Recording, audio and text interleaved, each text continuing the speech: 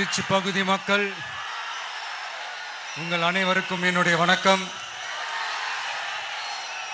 எல்லாரும் எப்படி இருக்கிறீங்க?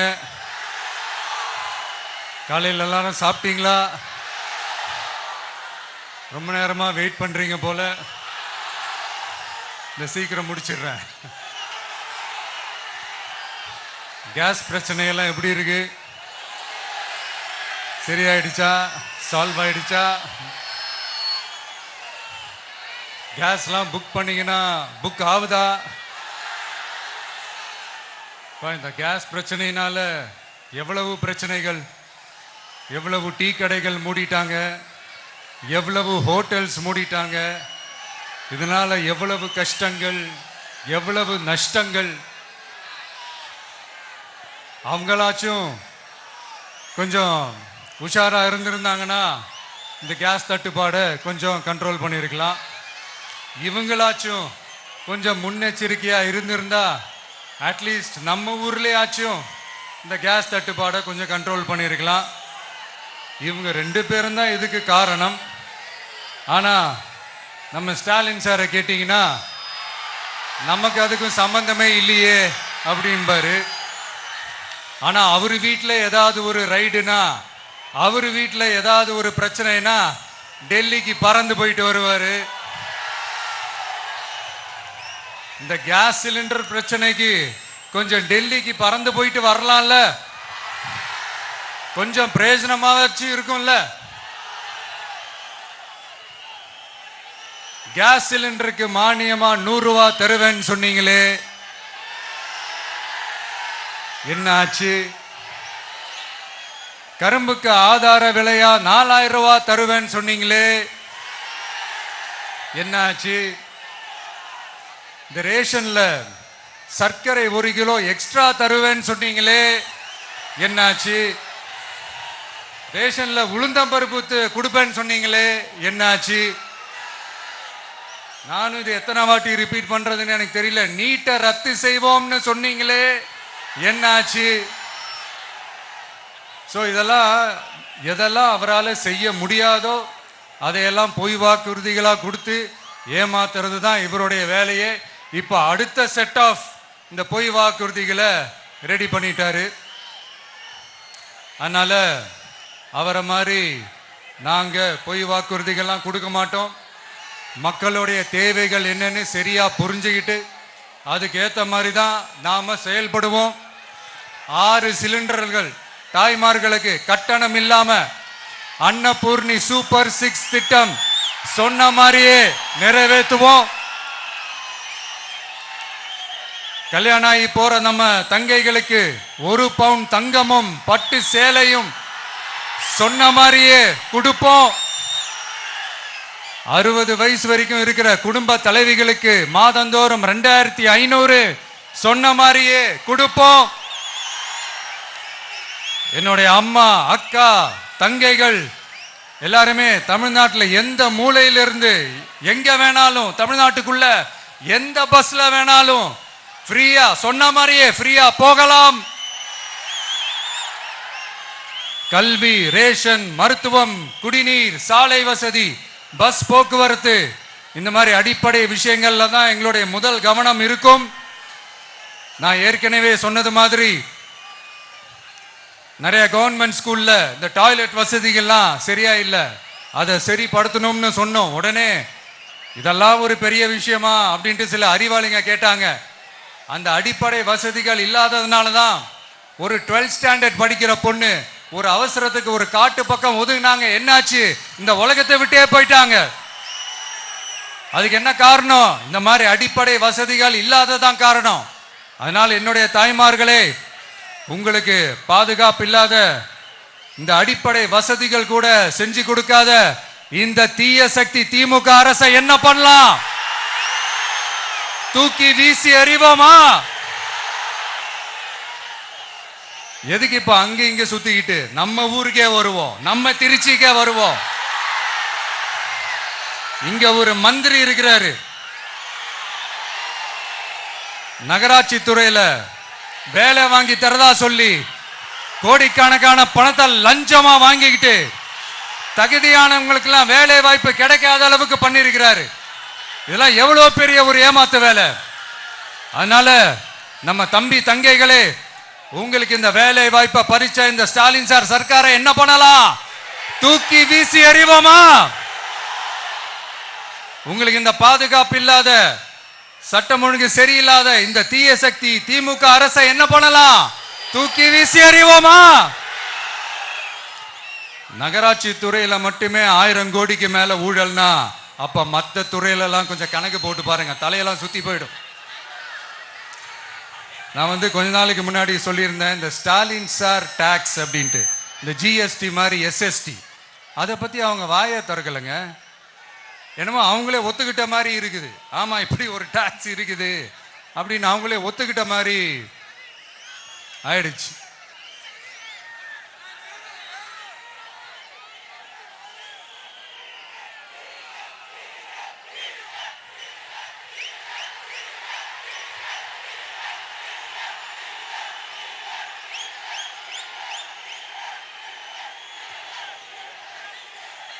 இந்த கல்லூரி பேராசிரியர்கள், கல்லூரி உதவி பேராசிரியர்களுக்கு அந்த போஸ்டிங்க்கு 2000 பேருக்கு மேல அந்த வேலை கொடுப்போம்னு சொன்னாங்க. கடைசியில் எத்தனை பேருக்கு கொடுத்தாங்க தெரியுமா? வெறும் 5 பேருக்கு. 2000 எங்க, இந்த 5 எங்க? அதனால இதெல்லாம் வெறும் அறிவிப்புகள் மட்டும்தான்.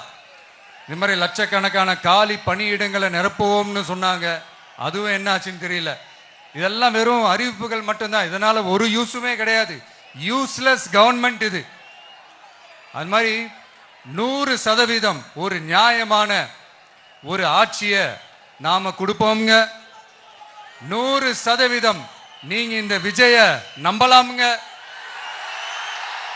நீங்க நம்புறீங்கன்னு எனக்கு தெரியும். அதனாலதான் என்னுடைய சொந்த பந்தங்களாகிய உங்ககிட்ட எனக்கு அந்த உரிமை இருக்கு. எனக்கு ஒரு வாய்ப்பு கொடுங்க, எனக்கு ஒரு சான்ஸ் கொடுங்கன்னு உங்ககிட்ட கேட்காம வேற யாருக்கிட்ட நான் கேட்பேன்? அதனால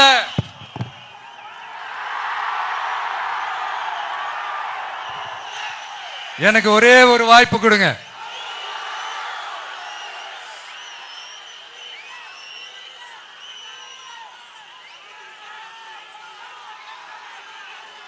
இருந்தாலும் ரொம்ப முக்கியமா ஒன்ன நீங்க ஆழமா மனசுல வச்சுக்கணும்.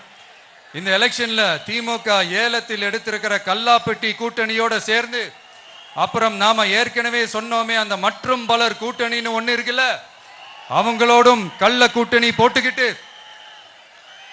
எல்லாரும் முன்னா சேர்ந்துக்கிட்டு நம்மள உங்க விஜய எப்படியெல்லாம் எதிர்க்கிறாங்கன்னு நான் சொல்லிதான் உங்களுக்கு தெரியணும்னு அவசியம் இல்லை. இந்த கரூர் நிகழ்ச்சி சூழ்ச்சின்னு பலர் சொல்றது மாதிரி நம்ம கடைசி படமான ஜனநாயகன், அதான் நம்ம மனசுக்கு நெருக்கமான உங்க எல்லாரோடும் நமக்கு இருக்கிற பூர்வ ஜென்ம பந்தத்தை இன்னமும் எங்க இறுக்கமா மாத்திடுமோன்னு, எங்க அது இந்த தேர்தலில் நமக்கு மிகப்பெரிய ஆயுதமா மாறிடுமோன்னு ஒரு கூட்டு சூழ்ச்சி, அதோட இன்னும் பல பல சூழ்ச்சிகள். அதனால உங்க மகன், உங்க அண்ணன், உங்க தம்பி, உங்க விஜய் கேட்கிறேன், உங்களுக்காக நீதி கேட்க வந்த எனக்கும் சேர்த்துதான் நீதி வேண்டும். அவங்க கொள்ளையடிக்க இதுவரைக்கும் எப்படி உங்களை ஏமாத்திட்டு இருக்காங்க தெரியுமா? இந்த காங்கிரஸ்ல இருக்கிற சிலரை கையில பணப்பையில போட்டுக்கிட்டு சிறுபான்மை மக்களை ஏமாத்த ஒரு நேரடி பாதி கதர் கூட்டணி, அப்புறம் இந்த மற்றும் பலர் கூட்டணின்னு ஒண்ணு இருக்குல்ல, அதோட டெல்லி ஓனரோட ஒரு கொள்ளைப்புற கள்ள கூட்டணி, அதாவது பாதி காவி கூட்டணி. கொள்கைன்னு ஏமாத்துறாங்க. அதனால இந்த திமுகவையும் நம்பாதீங்க, இந்த பாஜகவையும் நம்பாதீங்க. 2 பேரும் வேற வேற கூட்டணி எல்லாம் கிடையாது, ஒரே கூட்டணி தான். 2 பேரையும் நம்பாதீங்க. இதுல எந்த டவுட்டும் உங்களுக்கு வேணாம். நீங்க திமுகவுக்கு ஓட்டு போட்டாலும் சரி, அந்த மற்றும் பலருக்கு நீங்க ஓட்டு போட்டாலும் சரி, நீங்க யாருக்கு ஓட்டு போடுறதுக்கு சமம்னு நீங்களே புரிஞ்சுக்கோங்க. அதனால இந்த வரப்போற தேர்தலில் டிவிகேக்கு உங்க சப்போர்ட்டை கொடுங்க. இன்னும் பல வருஷத்துக்கு தமிழ்நாடு சூப்பரா இருக்கும். அப்புறம் நான் ஒரு விஷயத்தை திருப்பி ரிப்பீட் பண்றேன்னு சொல்லி யாரும் தவறா எடுத்துக்க வேணாம். ஏன்னா அது என்னுடைய கடமை. ஒவ்வொரு ஊருக்கும் போய் அதை நான் ரிப்பீட் சொல்லியே ஆகணும். ஏப்ரல் 23 சும்மா காலங்காத்தால பக்காவா ரெடி ஆயிட்டு ஓட்டர் ஐடி கார்டை கையில எடுத்துக்கிட்டு முதல்ல பூத்துல போய் நின்னு அந்த விசில் சின்னத்துக்கு நேரா இருக்கிற அந்த பட்டனை ஒரு அழுத்துங்க. உங்க வீட்டுல இருக்கிற ஒவ்வொருத்தரையும் அழைச்சிட்டு போங்க. சப்போஸ் வெளியூர்ல இருந்து இங்க திருச்சியில இருக்கீங்கன்னா என்னடா ஊருக்கு போய் ஓட்டு போடணுமேன்ட்டு அசால்ட்டா விட்டுறாதீங்க. இப்பவே அட்வான்ஸ் அவங்களுடைய டிக்கெட்டை புக் பண்ணுங்க. இது ஒரு தலைமுறைக்கான ஒரு தேர்தல், உங்களுக்கான தேர்தல். எவ்வளவு பெரிய வசதியான வாழ்க்கையா இருந்தாலும் எல்லாத்தையும் உதறி தள்ளிட்டு உங்களுக்காக மட்டுமே வந்திருக்கிறேன். உங்களுக்காக நன்றி கடன் செலுத்துறதுக்காக மட்டுமே வந்திருக்கிறேன். அத்தனை வழிகளையும் தாங்கிக்கிட்டு உங்களுக்காக மட்டுமே வந்திருக்கிறேன். ஒரு நாளும் பொய் சொல்லி உங்களை நான் ஏமாத்த மாட்டேன். இந்த 4 முனை போட்டி 40 முனை போட்டின்னு எத்தனை முனை போட்டின்னு வந்தாலும் இங்க 2 முனை போட்டி மட்டும்தான். ஒன்னு டிவிகே, இன்னொன்னு டிஎம்கே. மக்கள் விரோத ஆட்சி நடத்துற ஸ்டாலின் சார் வேணுமா, மக்களை நேசிக்கிற விஜய் வேணுமா? அவ்வளவுதான் இந்த தேர்தலே. அதனால உங்க விஜய்க்கு, உங்க அண்ணனுக்கு, உங்க தம்பிக்கு, உங்க பிள்ளைக்கு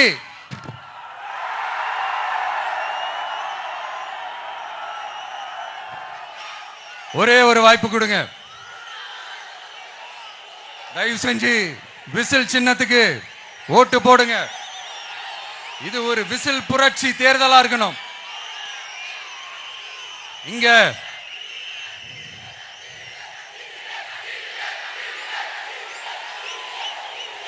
தேங்க்யூ. இங்க திருச்சி இந்த எல்லா தொகுதியிலும் நம்மளுடைய நண்பர்களை, நம்மளுடைய தோழர்களை வேட்பாளர்களா அன்னைக்கு அறிவிச்சேன், நான் நிப்பாட்டி இருக்கேன். அவங்க வேற, நான் வேறன்னு தயவு செஞ்சு பிரிச்சு பாத்துறாதீங்க. அவங்க எல்லாரையும் வெற்றி பெற செய்யணும்னு உங்க எல்லாரையும் தாழ்மையுடன் நான் கேட்டுக்கிறேன். நான் தன்னந்தனியாளு, நீ ஏளனமா பாரு. கொஞ்சம் நவுந்தனா இங்க 8 கோடி பேரு. மிரல போது ஸ்டேட்டு எங்க விசில் சத்தம் கேட்டு. நல்லவங்க வாழ நீ விசிலு கடி ஓட்ட. கடைசி நம்பிக்கை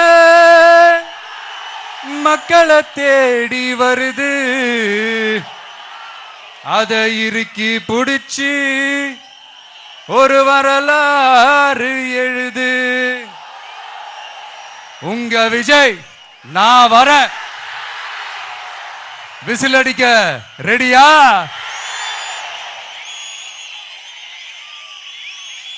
கான்பிடென்டா இருங்க. நல்லதே நடக்கும். வெற்றி நிச்சயம்.